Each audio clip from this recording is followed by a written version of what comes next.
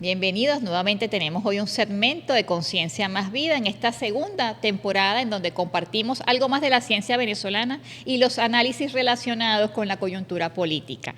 Hoy es un día muy especial, tenemos a Olga Álvarez, especialista en Derecho Electoral, pero que además ha acompañado la gestión del gobierno bolivariano en este debate, en este análisis y en la denuncia pública de Venezuela al mundo sobre los efectos que hemos tenido desde el 28 de julio con los ciberataques y la afectación al golpe cibernético que quisieron imponer durante el 28 de julio la derecha fascista venezolana y norteamericana sobre nuestro proceso de elección presidencial.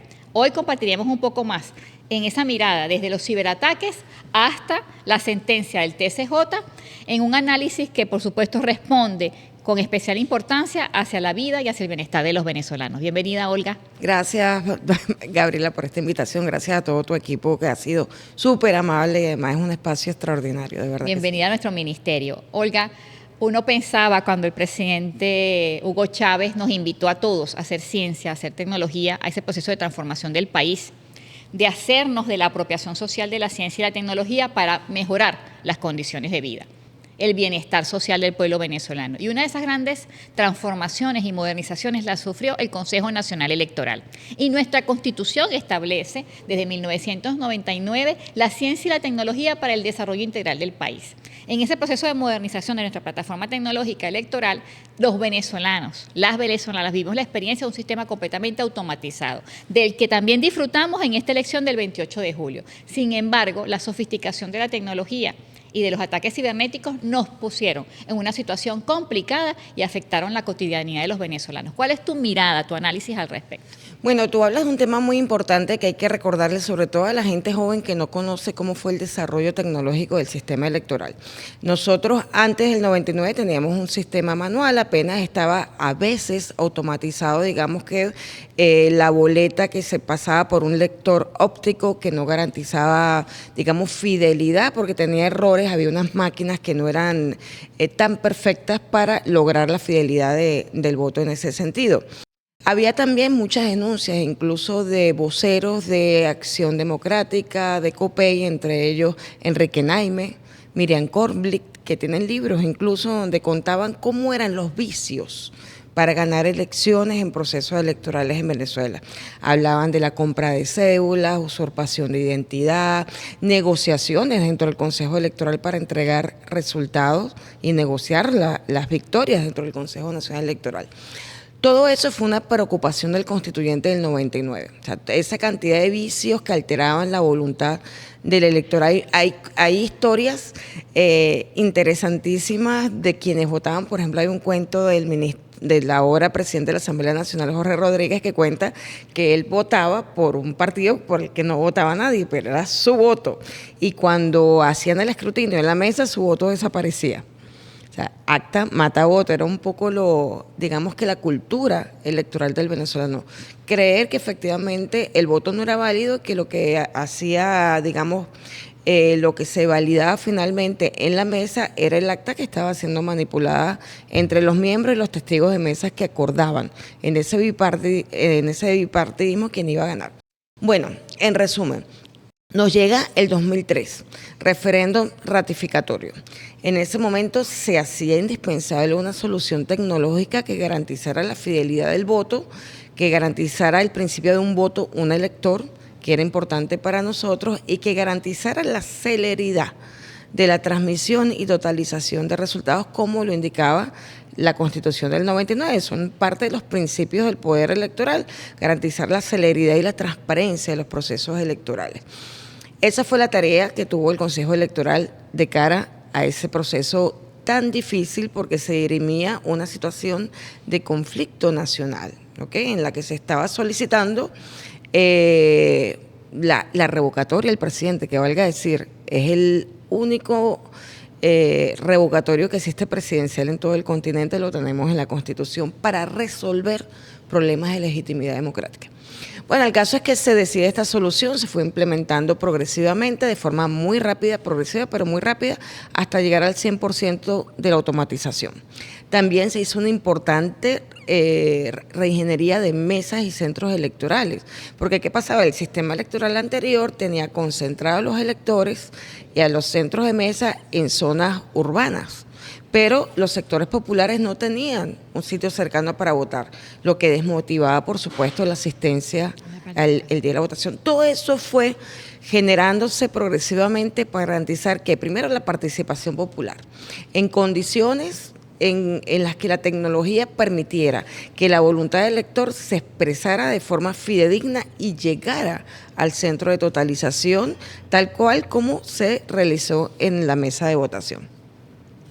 Ahora el sistema electoral para este proceso del 28 fue el sistema electoral que hemos tenido durante ya varios años, 100% automatizado, verificable, auditable como casi, digamos, como muy pocos en el continente, pero creo que no hay otro, estoy segura, no hay otro en el continente, ni siquiera el brasilero, que es 100% automatizado, que genere tanta confianza y tantos mecanismos de auditabilidad como el sistema electoral venezolano. Yo recuerdo que al menos realizamos 16 auditorías. Así es. Lista blanca, lista negra, inicio, durante el proceso electoral, finalizando. Pero además recuerdo algo muy importante en nuestro proceso electoral, que es la auditoría al 54% de las mesas. Y que ocurre en caliente, en el mismo momento que cerramos el centro electoral.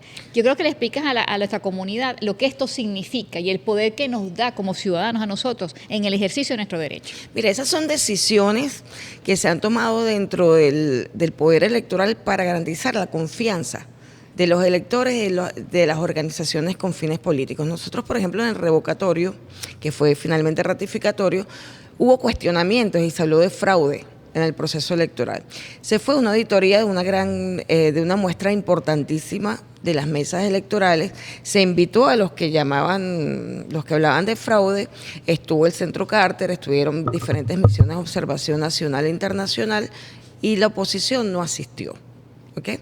Pero ahí quedó la experiencia de que había que aumentar la cantidad de auditorías en caliente, porque en ese momento era algo como el 0.5% de las auditorías en caliente. Luego se hizo esta auditoría posterior, ¿no? La que estoy hablando de que se abrieron de forma especialísima, se cotejó la caja de resguardo con el cuaderno de votación, con lo que estaba en el acta de escrutinio, con la memoria removible. Eso fue una auditoría muy especial para complacer de alguna manera a esta oposición que hablaba de fraude, y ellos no asistieron y tampoco impugnaron finalmente.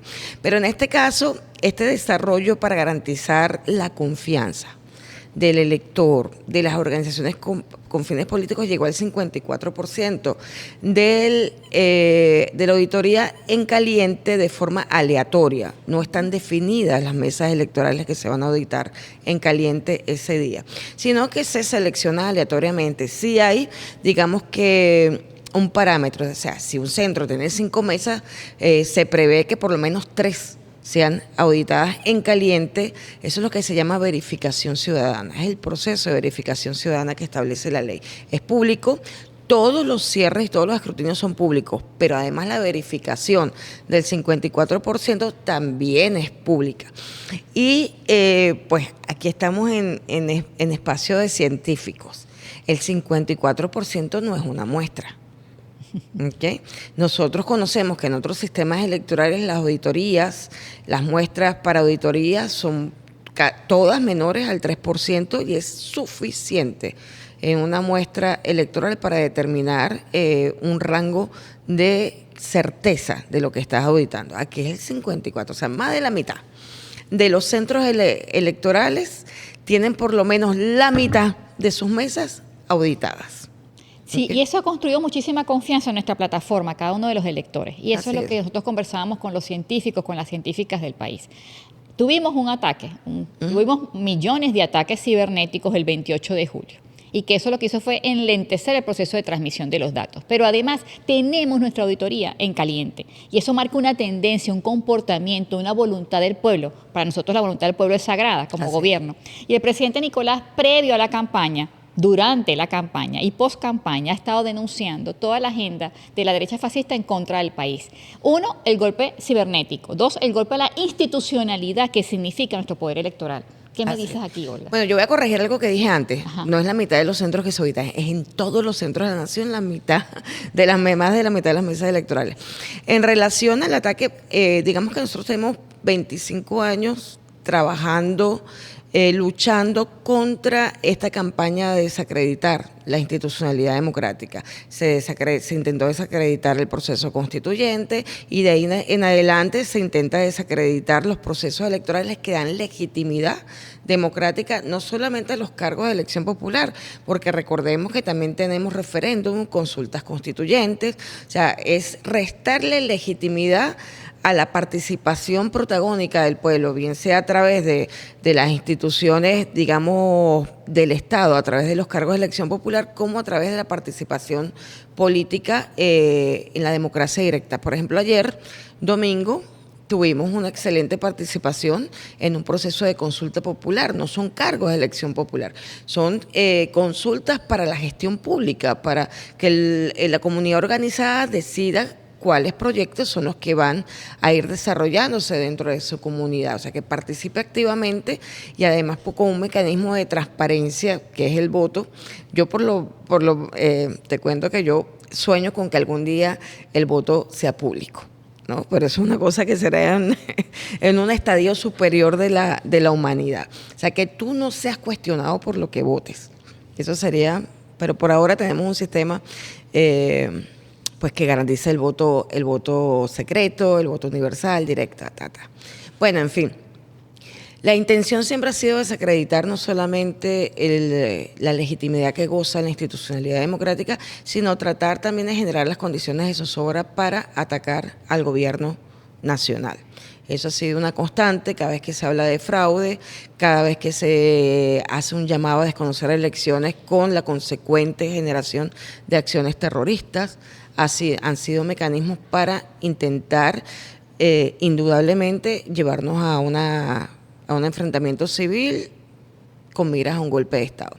Que yo decía el otro día, no es solamente el asalto del poder político lo que se pretende, sino generar condiciones de suficiente zozobra para implementar una serie de crímenes de odio, entre ellos el exterminio del pueblo chavista, que es muy, muy grave y que es fácilmente deducible de la narrativa, de los discursos, de las acciones en los últimos años. Entonces yo creo que esta denuncia es importante. Nosotros tenemos que por todos los medios fortalecer la institucionalidad democrática, fortalecer, como lo ha hecho el presidente Nicolás Maduro, las soluciones constitucionales para resolver los conflictos que se puedan presentar. Yo recuerdo, ministra, una de las frases más importantes del comandante Chávez en el proyecto que presenta en la Asamblea Nacional Constituyente del 99, y es que él estaba empeñado en que el ordenamiento constitucional contase con los suficientes mecanismos democráticos para que nunca pudiera ocurrir otra insurrección. Es decir, que fuese tan múltiple la cantidad de vías que existieran para resolver los conflictos que no hubiera necesidad más nunca de ir a las armas para oponerse a un sistema de gobierno. Y así fue. La Constitución del 99 tiene múltiples herramientas, soluciones constitucionales para dirimir cualquier conflicto. Tenemos figuras como el Consejo de Estado, tenemos la Constituyente, tenemos las figuras refrendarias, el propio referéndum revocatorio, tenemos las elecciones periódicas de todos los cargos de elección popular, tenemos también los mecanismos de control entre ramas del poder público para evitar los abusos de una rama sobre otra rama del poder público. O sea, es una constitución blindada, garantista, para que todos los conflictos se resuelvan ante las instituciones democráticas del Estado. Olga, fíjate, cuando uno va a cualquier competición, a un juego de fútbol, a un juego de básquet, inclusive al juego de béisbol, Caracas Magallanes, siempre hay un árbitro. Así es. Nuestra Constitución y nuestro proceso electoral tiene un árbitro y una institucionalidad que responde a los intereses de la República, que es fundamental. Los partidos políticos inscribieron a sus candidatos en el periodo establecido por nuestra ley. Acogen, por supuesto, las normas y reglamentos vigentes en esta materia. ¿Cómo explicar el delito de querer usurpar las funciones del CNE con la publicación de un portal, me disculpan la expresión, mamarracho, falsificando actas, generando una matriz mediática de fraude, queriendo, por supuesto, como antes mencionabas tú, darle un golpe a la institucionalidad democrática? Mira, previo al 28 de julio ya algunos habíamos denunciado que se estaba cometiendo un fraude de ley. ¿Qué es un fraude de ley? Un fraude de ley es que tú utilizas una plataforma legal o haces uso de unas normas que existen en el universo jurídico con otras intenciones diferentes a las que establece la norma. Por ejemplo, ellos en toda la narrativa durante la campaña denotaban primero que iban a desconocer al árbitro electoral. De hecho, no firmaron el acuerdo al que fue llamado cada uno de los candidatos y de los partidos que estaban postulando candidatos, que habían postulado candidatos, para que reconocieran al árbitro electoral, reconocieran los resultados. Ojo, reconocer resultados no significaba no impugnarlos si tú encontrabas algún vicio que impugnar. Para eso están las instituciones. O sea, si tú encuentras algún vicio, puedes alegarlo y puedes probarlo ante la institución correspondiente, en este caso el Tribunal Supremo de Justicia en su sala electoral o en su sala constitucional. El caso es que ya no habían reconocido al árbitro. También al principio parte del fraude de ley es que tengo un candidato, pero soy yo la que toma decisiones, y entonces en la narrativa decían que si ganaba el candidato, estoy hablando de Edmundo González, si ganaba Edmundo González, él va a renunciar y pone a María Corina Machado. ¿Por qué vía? Bueno, por la vía de un golpe institucional, no hay otra vía para que eso pudiera ocurrir en un supuesto caso que él hubiese salido victorioso. Escuchábamos y veíamos a gente como Juan Carlos Caldera aseverando que él iba a renunciar una vez ganara las elecciones, para darle paso a María Corina Machado. Es decir, había un fraude montado desde el principio del proceso electoral. Ahora bien, el desconocimiento de los resultados tampoco fue fortuito. Ya ellos habían anunciado que iban a reconocer solo sus actas. O sea, vamos a esperar de verdad que el Ministerio Público abunde en las investigaciones que puedan mostrar, digamos, lo que se ha logrado hallar de las investigaciones. Pero yo estoy segura, y lo digo por la experiencia y con el conocimiento que me da haber visto procesos electorales. El ataque masivo cibernético al sistema de transmisión solamente pretendía, primero, generar las condiciones de zozobra para que ellos pudieran lanzar un resultado antes que el Consejo Nacional Electoral, como ya lo habían anunciado que lo iban a hacer. Segundo, generar las condiciones de expectativa y de rabia, de odio por el tema del llamado a la calle para denunciar el fraude. Todo esto estaba vinculado. Estoy absolutamente segura, además lo ha manifestado Elon Musk y otros voceros, están compenetrados con las acciones de María Corina Machado para desconocer a las instituciones del Estado, a la Constitución, no solamente al Poder Electoral, y procurar la suficiente violencia en la calle para lograr un golpe de Estado contra la nación venezolana. El procedimiento que el presidente Nicolás Maduro, reelecto el 28 de julio en elecciones democráticas por nuestro pueblo, introduce en el contencioso electoral ante el TCJ, en aras de dar, por supuesto, cumplimiento a lo que está en nuestra Constitución y el reconocimiento a la institucionalidad del Estado. Es eso, por supuesto, parte de la garantía de nuestra paz. Olga. Así es. Nosotros, por la Constitución, digamos que hay una doble instancia de garantías, ¿no? Una en la que ofrece el poder electoral, que fue constitucionalizado, preservando la doctrina de Simón Bolívar, que había propuesto tanto en 1819 como en 1826 para la Constitución de Bolivia, la idea de un poder electoral. ¿Por qué? Porque incluso cuando tú construyes una república, el primer documento que emana es un estatuto electoral. antes de una constitución, de un acuerdo de convivencia. Siempre primero tú diseñas un estatuto electoral, que fue el caso de la República de Venezuela. En su primer momento, Juan Germán Rocio diseña un estatuto electoral. De ahí la importancia de constitucionalizar el poder electoral para darle la mayor garantía a la expresión soberana a través del voto.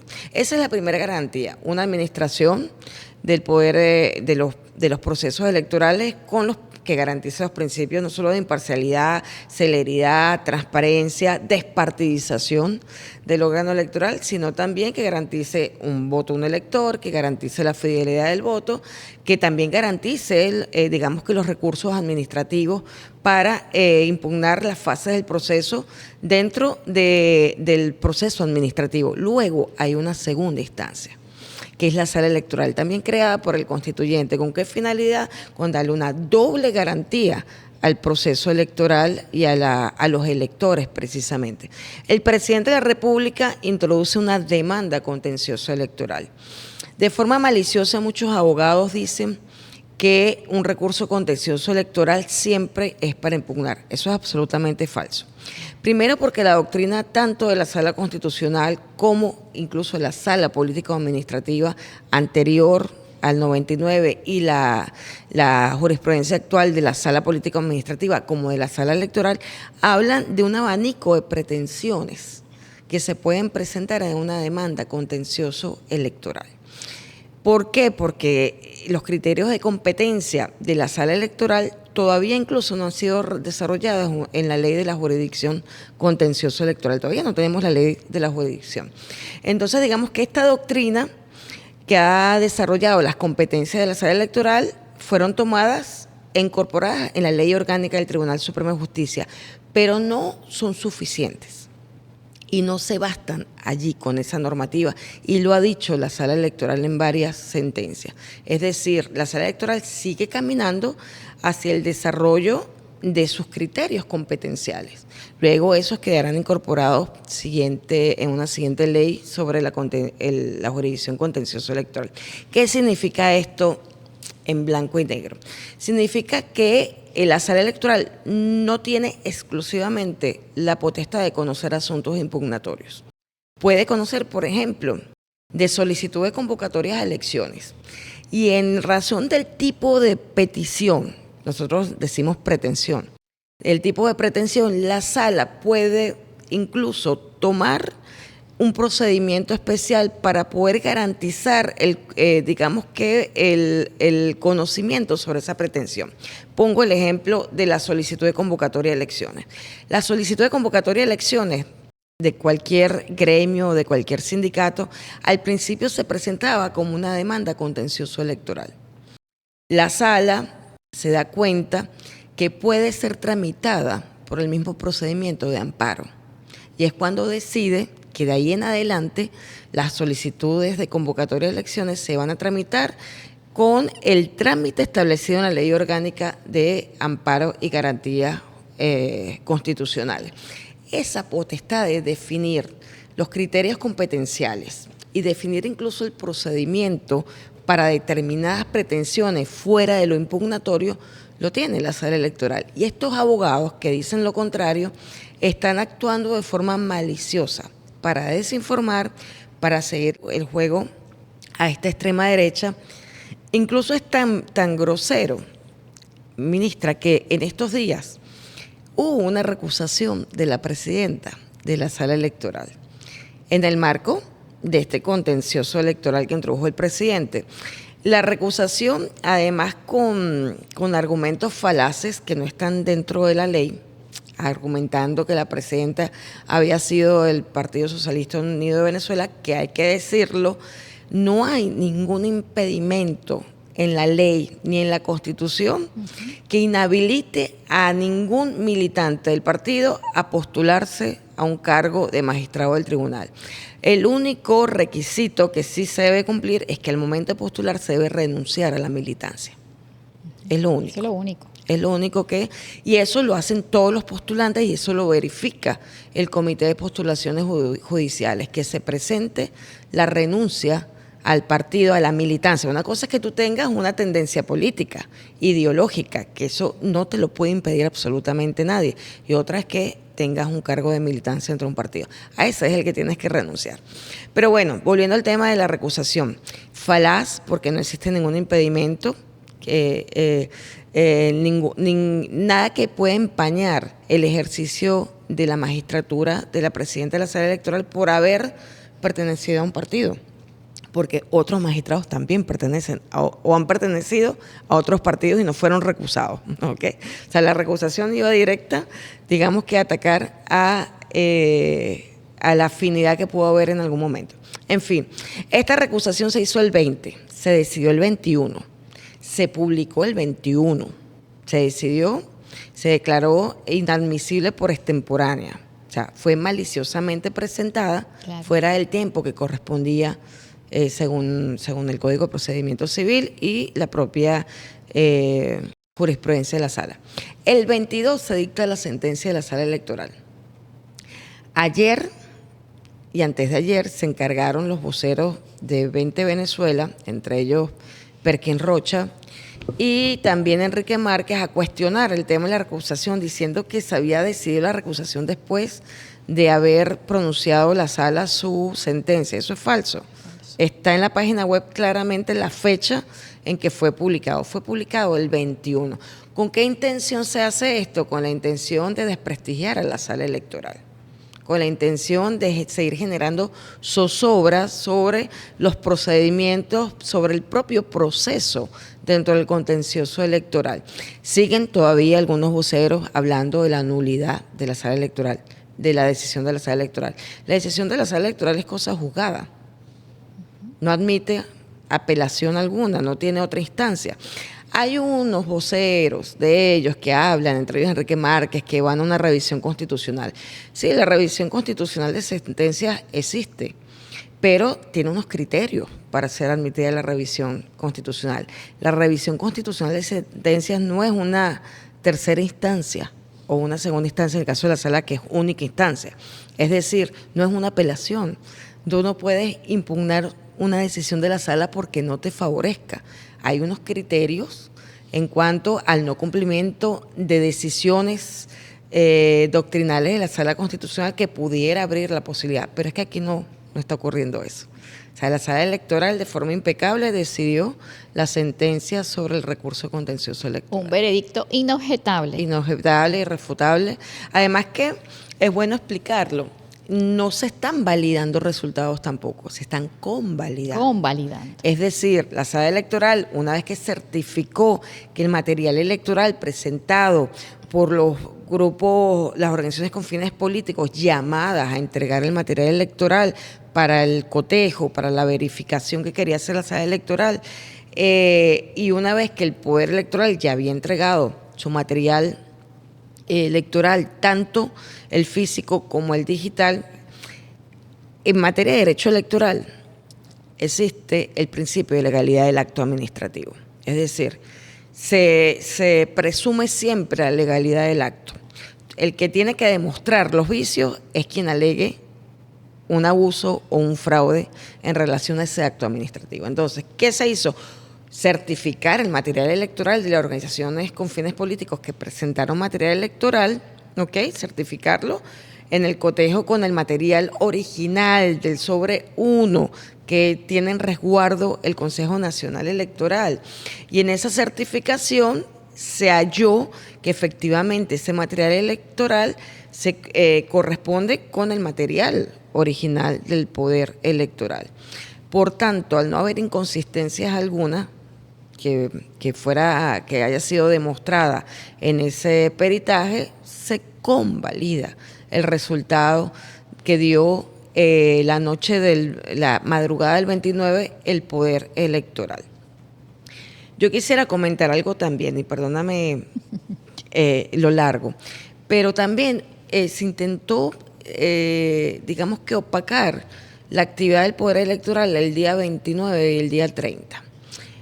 La presentación de resultados que dio el Poder Electoral, a pesar de que se intentó ralentizar todo el proceso de transmisión y totalización, que valga, se comprobó también en la sala electoral que no hubo lesión a la integridad de la data del sistema electoral. O sea, intentaron ralentizarlo y ojalá tú nos expliques ahora cómo es ese proceso, pero efectivamente no fue tocada la integridad de la data transmitida ni totalizada. Esa presentación de resultados es una atribución que le da la Ley Orgánica de Procesos Electorales al Poder Electoral y que le da también el reglamento. Incluso la presentación, pues lo decíamos y hay que decirlo porque hubo tantas dudas, se cernieron tantas dudas por esta campañita. Cuando el Poder Electoral anuncia la victoria y la tendencia irreversible, es porque la ley orgánica y el reglamento permite que ante una tendencia irreversible, una tendencia numérica irreversible, es decir, existe una tendencia irreversible cuando tú, en el momento de dar resultados, la cantidad de votos que hay entre el candidato victorioso y el segundo que le sigue, ¿ok?, no va a ser modificada jamás, ni siquiera por la totalidad de los electores, no hablo de votos, de los electores de las actas de escrutinio faltantes. Es decir, si la totalidad, la diferencia entre del candidato A victorioso y el candidato B perdedor, son 700,000 votos y lo que resta en las actas de escrutinio por entrar es un universo de 500,000 electores, no de votos, 500,000 electores. Estoy hablando de que votaran el 100% de los electores de cada una de las mesas y entraran en esas actas de escrutinio. Eso no va a modificar el resultado. Por tanto, está autorizado por la ley para dar los resultados con una tendencia irreversible. ¿Qué pasa? Que cuando la tendencia irreversible o la diferencia es menor, siempre se espera que llegue a tendencia irreversible. Es decir, que las actas faltantes no puedan modificar el resultado. Esa presentación de resultados esa noche, a diferencia de otros organismos electorales del continente, es una presentación oficial. Independientemente de que la ley obligue a publicar resultados dentro de los 30 días en Gaceta Electoral, ya cualquier interesado que tenga pruebas para impugnar puede impugnar esos resultados oficiales, pues son resultados nacionales. Tú puedes impugnarlos con cierta facilidad, cosa que no hicieron los que alegaron no solo el fraude, sino que alegaron hablaron de 30, 40, 50, pero llegaron a decir que tenían hasta el 80% de las supuestas actas de escrutinio. Se podían haberlo hecho casi de forma inmediata, porque si tenías las actas que demostraban que hay vicios en los resultados, tú podías impugnar ante la sala electoral. Si no impugnas es porque no tienes las pruebas. Las pruebas son determinantes para que sea admitida una impugnación ante la sala electoral. Yo creo que todas las pruebas, además del anuncio del CNE el 28 de julio, ya amaneciendo para el 29, fueron claras y precisas. Creo que la matriz comunicacional de las redes sociales y los grandes poderes hegemónicos de las comunicaciones lograron pre-campaña, ¿ok?, colocar ya un anuncio de fraude, y eso va a generar una susceptibilidad en algunos ciudadanos. Además, habían mensajes de odio, incitación al odio, de xenofobia y racismo que nosotros denunciamos hacia las mujeres del CLAP, que hubo todo un manejo de redes sociales discriminando a las mujeres del CLAP, diciendo que fuesen por ellas, que las persiguieran, que eran partes de nuestra fuerza política, dejando a un lado la contribución voluntaria de estas mujeres en la construcción del bienestar social de nuestro pueblo, como luchadoras sociales que son, como lideresas, como madres de hogar. Ahí hubo también una matriz comunicacional negativa generada también por los laboratorios psicológicos. Creo que simultáneamente al ciberataque se dieron durante el viernes 26 y sábado 27 de julio una serie de plataformas en streaming, en tiempo real, en live, en donde se hablaba de la ansiedad electoral. Creo que esos fueron espacios construidos por psicólogos, por mentes nefastas para ir generando un ánimo, un cultivo allí de odio, de promoción del fascismo y que inclusive jugara con la frustración en esa ansiedad electoral de que sabes que vas a perder, claro, de que tú no cuentas con la mayoría de los votos y que cuando se dé el veredicto oficial, que es la voluntad del pueblo, ¿okay?, que así fue relegitimado el presidente Nicolás y reelecto el 28 de julio, ¿okay?, generara esa sensación de malestar en una fracción de la población. Creo que esto es algo más sofisticado a lo que vivimos en las elecciones presidenciales con el comandante Hugo Chávez. Creo que la tecnología ha sofisticado su blanco de acción, claro, contra el pueblo venezolano, contra la infraestructura tecnológica que está soportando 930 sanciones. El Ministerio de Ciencia y Tecnología, la institucionalidad del Estado, se enfrenta diariamente a 930 sanciones que atentan sobre la validación tecnológica, sobre la inversión, sobre la formación de los talentos, que lo que hizo el CNE, nuestro poder electoral, que nuestro proceso electoral el 28 de julio fue impecable y que fue una matriz mediática en donde los grandes hegemones, tú no mates en los MOS, hay mucho más, los enlaces internacionales que nos proveen a nosotros del Internet recibieron 30 millones de ataques por minuto. No lo dice solo el Estado venezolano, lo dice la empresa Columbus, que es proveedora del servicio de Internet para Venezuela y que tiene su alianza estratégica con CanTV, que también afectó las operaciones de Movilnet, pero además tenemos 136 instituciones públicas y privadas afectadas por ciberataques. Desde la Bolsa de Valores de Caracas, en donde Ron Santa Teresa cotiza sus acciones, también cotiza CanTV sus acciones, empresas públicas y privadas, que responden a una dinámica, una economía que viene en recuperación. Si no estuviesen las acciones en la bolsa allí ofertándose, instituciones privadas bancarias también siendo afectadas como Banca Amiga, Banco Exterior, empresas de telecomunicaciones como Digitel y otras instituciones privadas que pudiese yo nombrar hoy en este momento, que están siendo víctimas hoy inclusive, cuando estamos grabando este programa, de ataques cibernéticos. La imprenta nacional. La imprenta nacional ha sufrido ataques cibernéticos. ¿Por qué? Porque quieren que el pueblo no conozca las resoluciones y las gacetas oficiales en donde la institucionalidad del Estado da a conocer los nombramientos, las resoluciones. La Gaceta Electoral. Sí, la Gaceta Electoral, las nuevas leyes y reglamentos. Judicial. Entonces, fíjate, hay todo un golpe tecnológico muy sofisticado que está atentando contra la institucionalidad del país, de la República, de nuestras leyes y reglamentos, de nuestra Constitución. Creo que el presidente Nicolás Maduro ha dado un ejemplo a la humanidad, a la historia de la humanidad, en el ejercicio democrático de buscar la paz, de que el pueblo venezolano, resiliente, solidario, amoroso, a pesar de estos momentos en donde han querido volcarlo a la calle para que tu opinión, que quizás es diferente a la mía, sea un motivo de enfrentamiento, el pueblo sea convocado desde la concordia y la paz. Nosotros hemos participado en varias charlas y foros explicándole a nuestro pueblo, a nuestras hermanas y hermanos, lo que está viviendo el país, interpretando desde el conocimiento, desde la forma jurídica, como los he explicado maravillosamente hoy, desde la ciencia, desde la tecnología, desde el sentipensar que también tenemos como mujeres, lo valioso que es el detenerse a pensar y a desconectarse de las redes sociales, de la angustia, de la barbarie. Aquí hay actos que son promoción al terrorismo, financiamiento al terrorismo. El presidente Nicolás lo ha denunciado. Sé que la Fiscalía va a hacer su ejercicio de investigación y el Ministerio Público. Es fundamental el acto de justicia porque nos construye también como sociedad en este proceso de aprendizaje. Venezuela va más allá de un golpe cibernético. Venezuela se enfrenta a grandes poderes hegemónicos. Venezuela es el centro de la geopolítica energética del mundo. Para todo lo que desea hacer Elon Musk requiere tierras extrañas. Para más de 6.000 satélites en órbita se requiere energía para ello. Y el presidente Nicolás ayer en un programa maravilloso con Juan Carlos Monedero, con Diego, expresaba lo peligroso del fascismo, vamos a decir ahora en la era digital. El fascismo tecnificado ahora con las tecnologías de la información y la comunicación. Quiero que cierres, Olga, como mujer, como profesional, como amorosa de nuestra patria, con un mensaje a las madres, a la familia, a nuestra juventud, a nuestro pueblo. Wow, gracias por esta oportunidad. Yo creo que una de las cosas que siempre hemos denunciado y que además nos sentimos de alguna manera, a pesar de la situación orgullosos, es que la mujer ha sido el objetivo militar de todo el ataque, de toda la agresión contra Venezuela.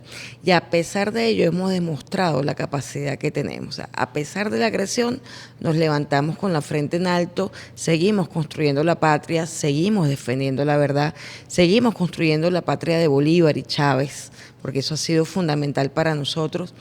Y nosotros y nosotras seguimos defendiéndonos de esta permanente, digamos, injerencia internacional para desdibujar lo que ha sido el esfuerzo de 200 años de construir una patria digna. Decía Bolívar, nosotros no vamos a ser solo ricos por lo que tú acabas de mencionar, las tierras raras, la energía, el petróleo, el oro. Vamos a ser ricos por la dignidad de este pueblo, y ese es el gran mensaje y el gran ejemplo que le damos las mujeres al mundo y que le da la revolución bolivariana al mundo. Seguimos siendo un faro para las naciones, lo fuimos, digamos, con la épica, heroica, libertadora, y seguimos siendo la hora, además con nuevas caras, nuevos rostros, nuevas mujeres incorporándose todos los días a esta lucha por la patria. Gracias a todas las mujeres, porque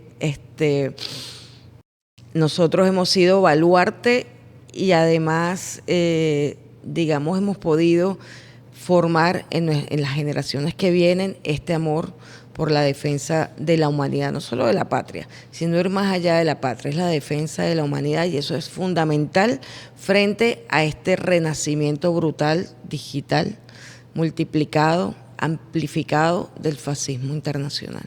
Ante eso el amor. Ante eso el amor de nuestras mujeres y la conciencia social de nuestro Así pueblo. es. Feliz noche para todos. Gracias, Olga, maravillosa jornada.